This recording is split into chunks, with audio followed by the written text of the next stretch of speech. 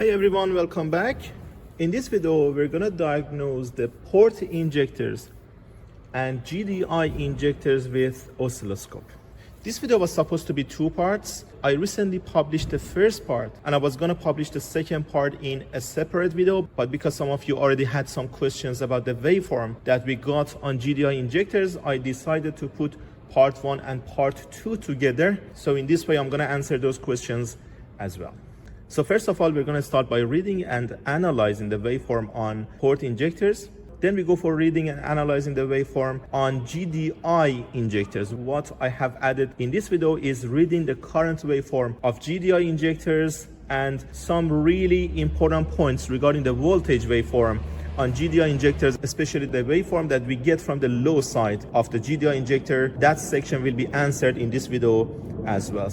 So please stay with us until the end of the video, where I explain how to read the waveform from the high side and low side of the GDI injectors and how current waveform is going to help us to understand the waveform better.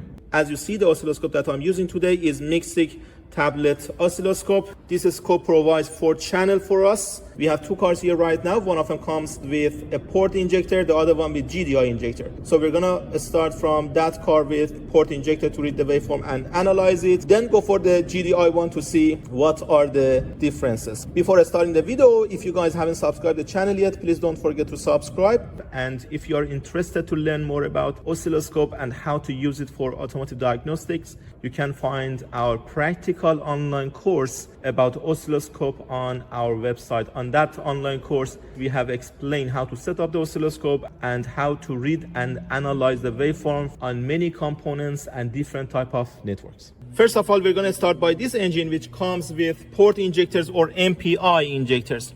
So if you look at here, there are 2 wires on here. One carries the supply, the other one is the control line.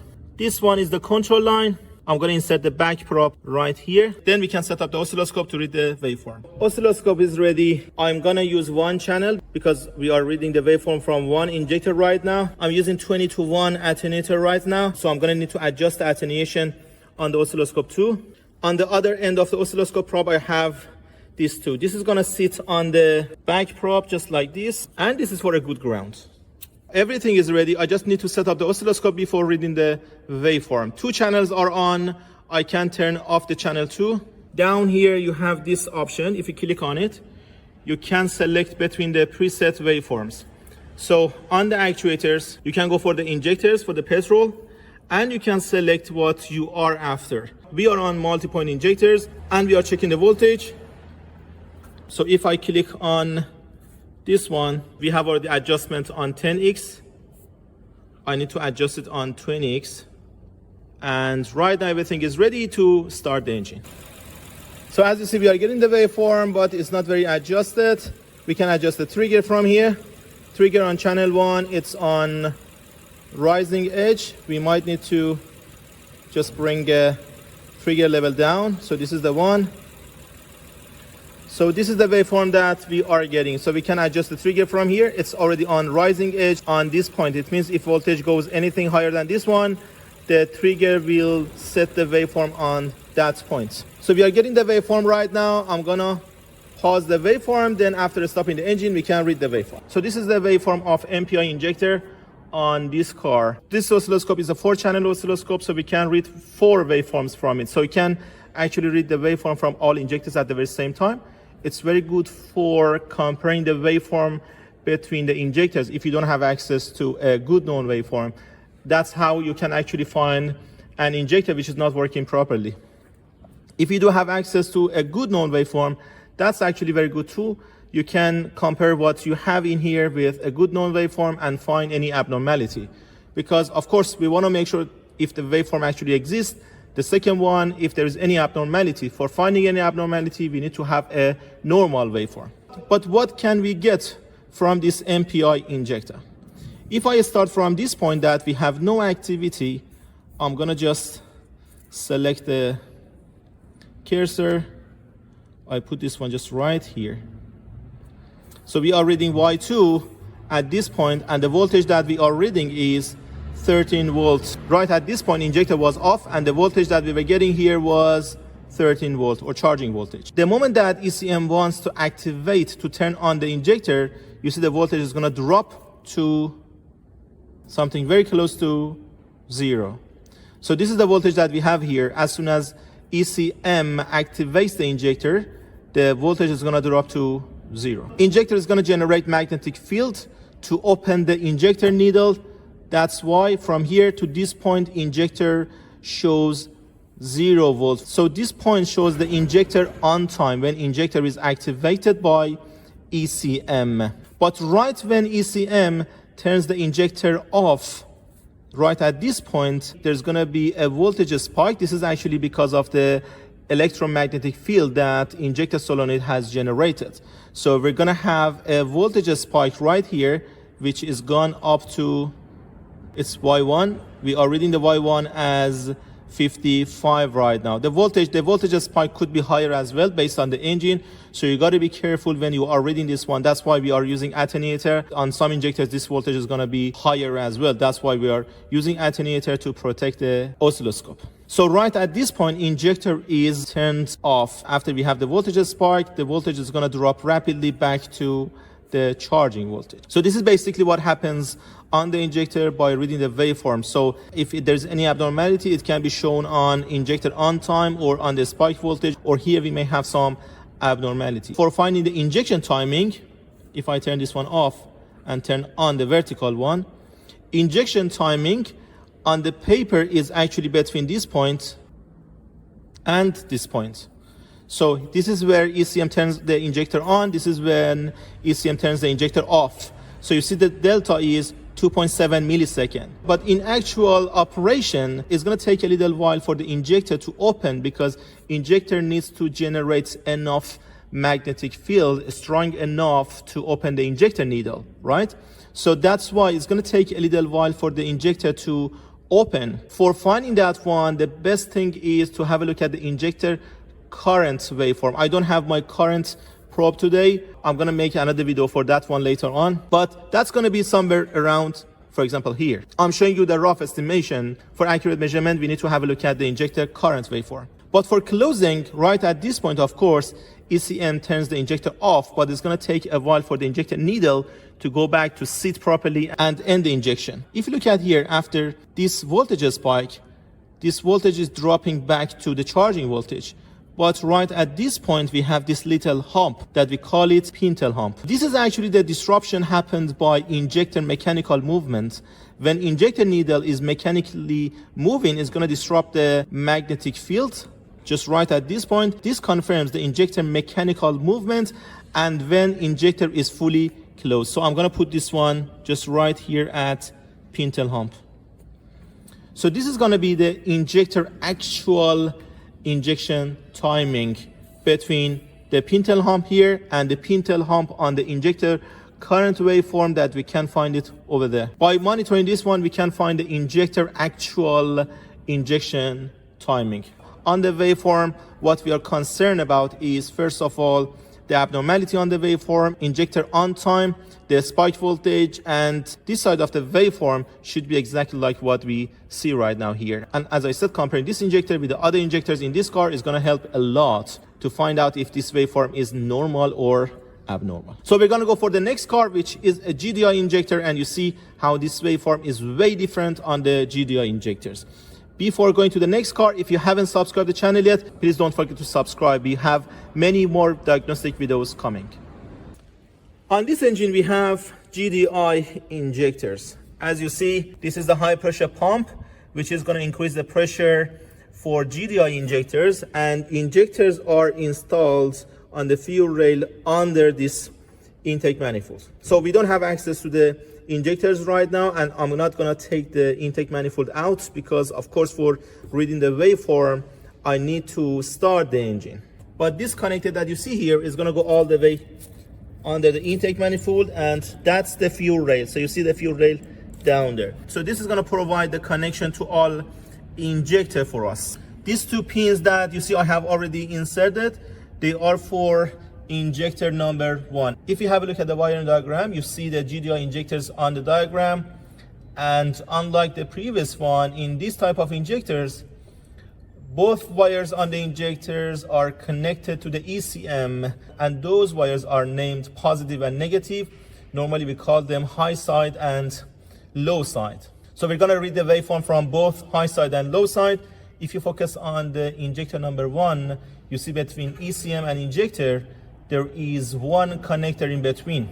On that connector, pin number 1, which is connected to a pink wire, is the low side of the wiring, and pin number 2, which is an orange wire, is the high side of the wiring. These two wires, as you see, I put the black prop on the pin number 1, that's pink wire, which is the low side, and red prop on that orange wire, which is the high side. So I'm gonna connect the oscilloscope right here to read the waveform, and for this one we're gonna use 2 channels.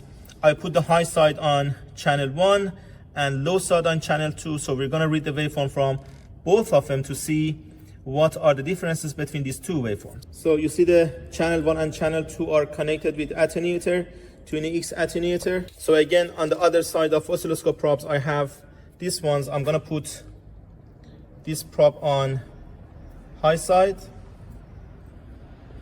This is for a good ground. Same story for channel 2, which is gonna be on the low side. So on the oscilloscope down here, you have the presets that you can select from, actuators, and you can go for MPI or GDI injectors over here for the voltage or for the current or for both. But if you want to do it manually, you can just click on each one of them. For example, on this one, first of all, we need to adjust the attenuator. What we are using is 20x, so I'm going to click on 20x. And I'm going to change the voltage range, because the max voltage that I'm going to get on this waveform is going to be around 60 or 70. So I put 10 volts per division here, then I can adjust it. Same story for channel 2, 20x, I go for 10 volts. So they are both on 20x, 10 volts voltage. Right now I can start the engine to read the waveform. So this is the waveform that we are getting. I can just move the trigger a little this way.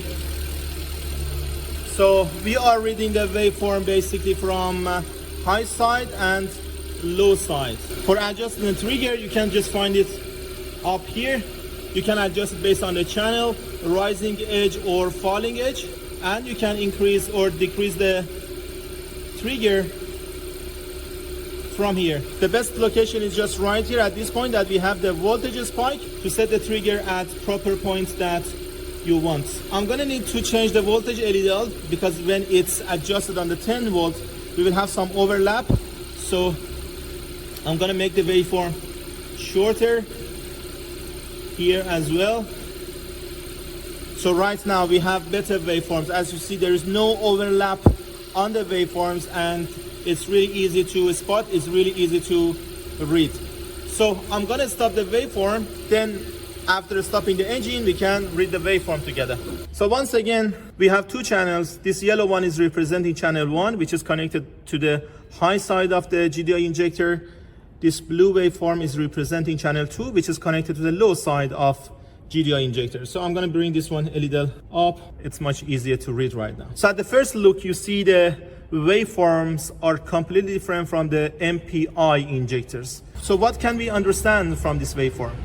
The first thing is, when we are reading any sort of waveform, we don't want any abnormality, and we can compare it with a good known waveform that normally we can obtain from the workshop manuals, or some waveform libraries, they provide the waveform as well, so you can compare what you are reading with what you are supposed to read. If you don't have access to those ones, you can actually compare the waveform between multiple injectors to find the abnormality. So right here at this point, we don't have any activity, but I'm gonna read the waveform to see what sort of voltage we have right here. So I'm gonna go for the horizontal cursor. So I can put Y1 just right here on this line.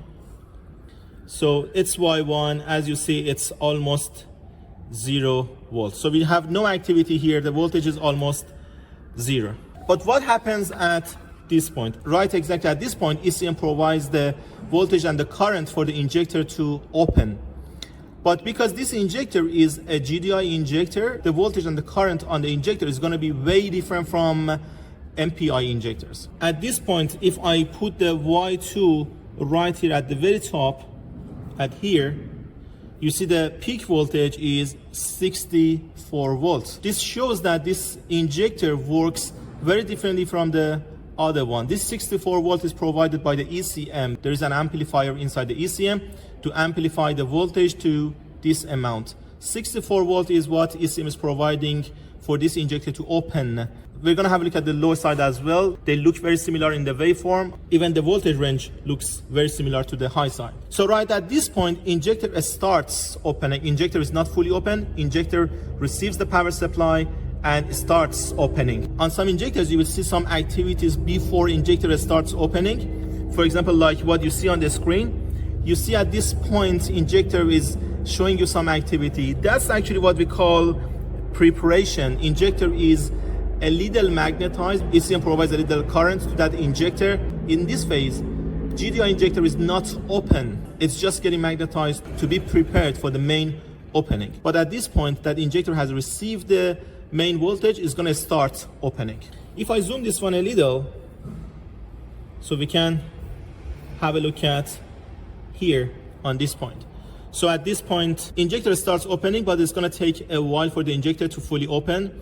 At this point that you see here, injector is almost fully open. If you look at the current waveform of this injector, you see by the time that ECM started providing the voltage, the current is rapidly increasing. And when injector is fully open, the current has reached to the maximum current for this car is 13 amp. You see that this injector is drawing too much current. So if injector stays open with this current, it's gonna get overheated, and of course, it's not really good for the injector.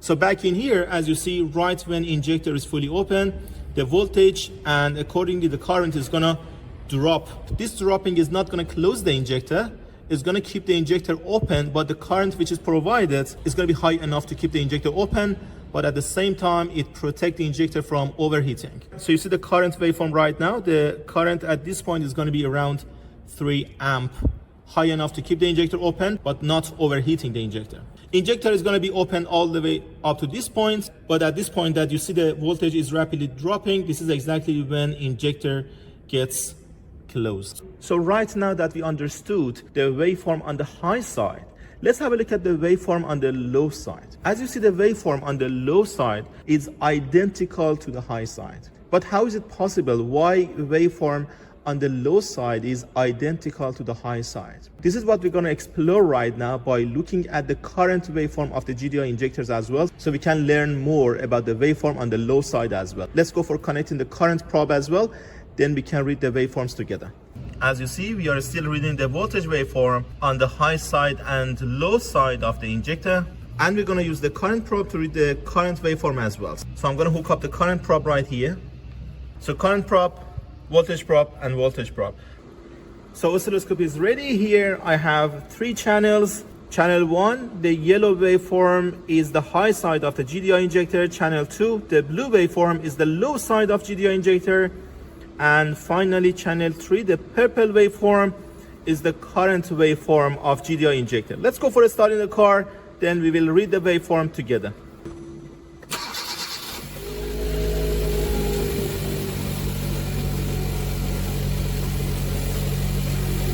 So as you see, we are getting the waveforms from all 3 different channels.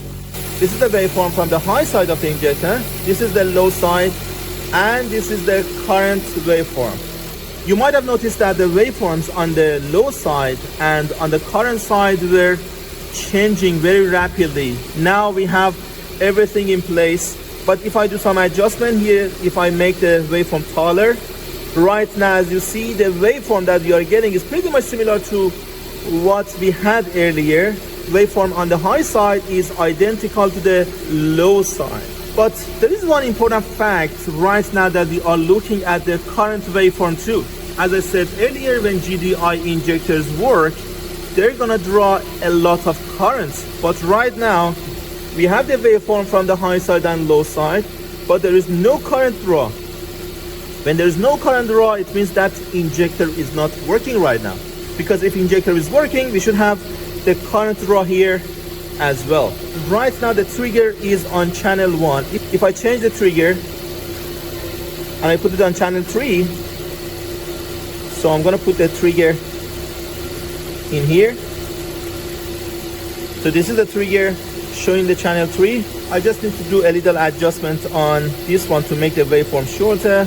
So one more time, voltage waveform on the high side, voltage waveform on the low side, and this is the current waveform. So right now that we have the current waveform, as you see, the waveform on the low side is already changed.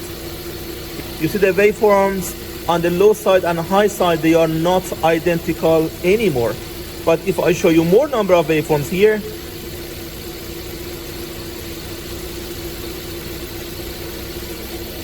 at this point, we have identical waveforms on the high side and low side. There is no current waveforms showing that at this very exact moment, this injector is not working.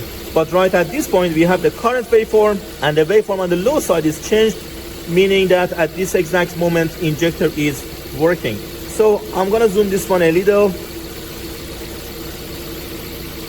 Let's pause the waveform. After stopping the engine, I'm gonna explain this waveform more.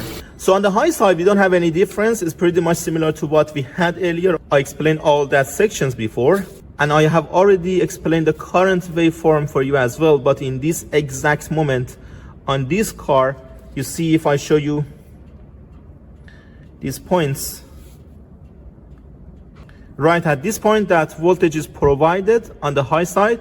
You see the current is rapidly increasing as well. This means at this exact moment, injector is opening. ECM provided the required voltage and injector is opening. At this point that current has reached to the maximum, injector is fully open. If we check the current right now to see how much is the current at this point, what we are reading is Y2. Y2 is 9.3 amp. So in this car, the peak current is 9.3. The sample that I showed you earlier was showing 13 amp. I've seen different type of injectors drawing a little higher or lower current. In this exact one is 9.3 amp. So this is the moment that injector is fully open. But as you see, current is gonna drop because we want to keep the injector open, but we wanna protect the injector from overheating. That's why current is gonna drop to something way less, which is gonna be at this point, which is going to be 3 amp at this point. This is exactly what I explained on the previous waveform of the current as well. So the current has dropped from 9 amp to 3 amp to keep the injector open, but to protect the injector at the very same time. But we're going to get to the low side of the GDI injector.